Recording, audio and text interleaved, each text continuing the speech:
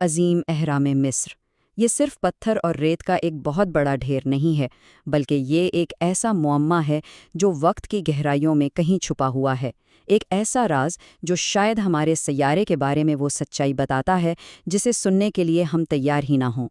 تو آئیے آج اس راز سے پردہ اٹھاتے ہیں۔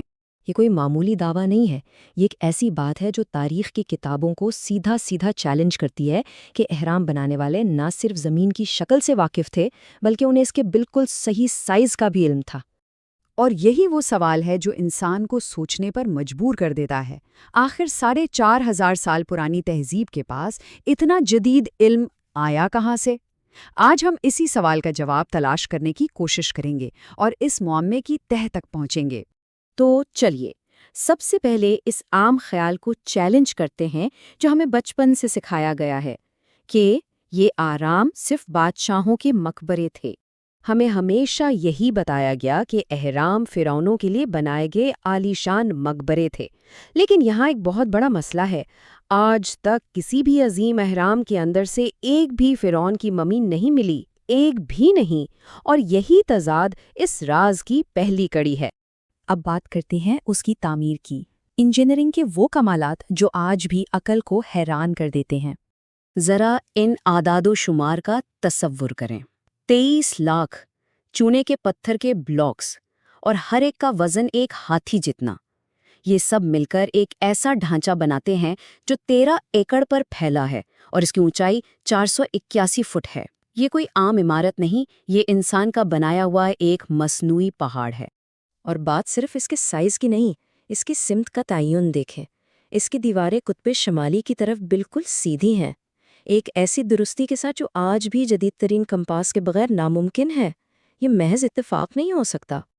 اور یہ تو کچھ بھی نہیں، اس کا 13 ایکڑ پر پھیلا ہوا بیس 1 انچ سے بھی کم فرق کے ساتھ بالکل ہموار ہے۔ آج کے دور میں بھی ایسی درستی صرف لیزر لیولنگ سسٹم سے ہی حاصل کی جا سکتی ہے، تو انہوں نے یہ کیسے کیا؟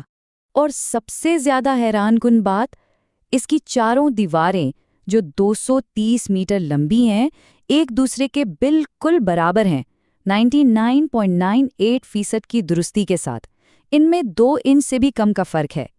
یہ انجینئرنگ کا ایک معجزہ ہے۔ اب ہم اس کی تعمیراتی خوبیوں سے ایک قدم آگے بڑھتے ہیں اور اس میں چھپے ریاضی کے کوڈ کو سمجھنے کی کوشش کرتے ہیں، ایک ایسا کوڈ جو اسے ہماری زمین سے جوڑتا ہے۔ اچھا، اس کوڈ کو سمجھنے کے لیے ہمیں پہلے سولر ایکویناکس کو جاننا ہوگا۔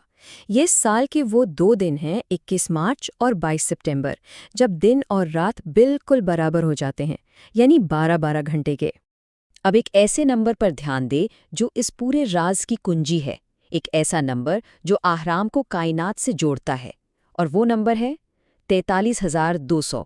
یہ ایکویناکس کے دن 12 گھنٹوں میں موجود سیکنڈز کی تعداد ہے۔ اس نمبر کو یاد رکھیے گا۔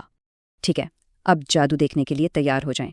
اگر ہم اہرام کی اونچائی کو 43,200 سے ضرب دیں تو جو نتیجہ آتا ہے وہ ہماری زمین کے قطبی رتاس یعنی اس کے مرکز سے قطب شمالی تک کا فاصلہ ہے، اور اگر ہم اس کے بیس کے گھراؤ کو اسی 43,200 سے ضرب دیں تو نتیجہ زمین کے خط استوا کے گرد اس کے پورے گھراؤ سے ملتا ہے۔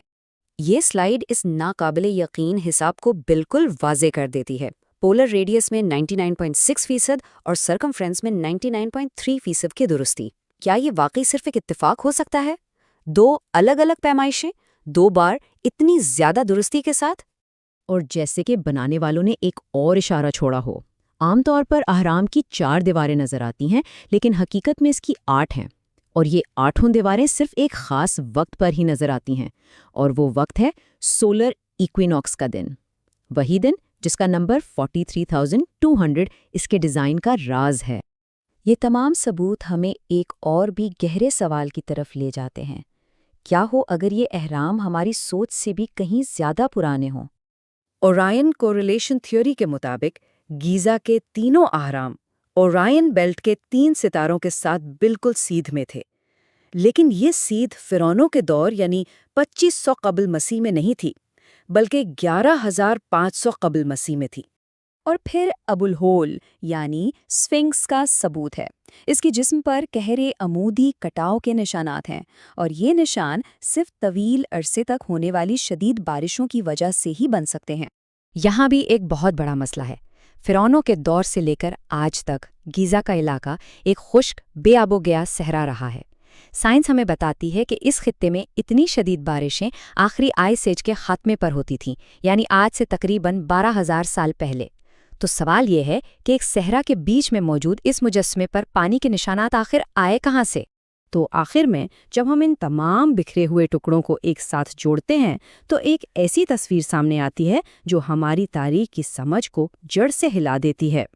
ممیوں کی عدم موجودگی، ناقابل یقین ریاضیاتی اور تعمیراتی درستی، ستاروں کی سیدھ جو ہزاروں سال پرانے وقت کی طرف اشارہ کرتی ہے، پانی کے کٹاؤ کے نشانات، اور سب سے بڑھ کر مصری تحریروں میں ان کی تعمیر کا کوئی ذکر نہ ہونا، یہ سب ہمیں ایک ہی سوال کی طرف لے جاتے ہیں۔ اگر 2500 قبل مسیح کے قدیم مصریوں نے انہیں نہیں بنایا تو پھر کس نے بنایا؟ یہ ایک ایسا سوال ہے جو تاریخ کے صفحات میں گم ہے اور جس کا جواب شاید ہمارے ماضی اور خود ہمارے بارے میں ہماری پوری سمجھ کو بدل کر رکھ سکتا ہے۔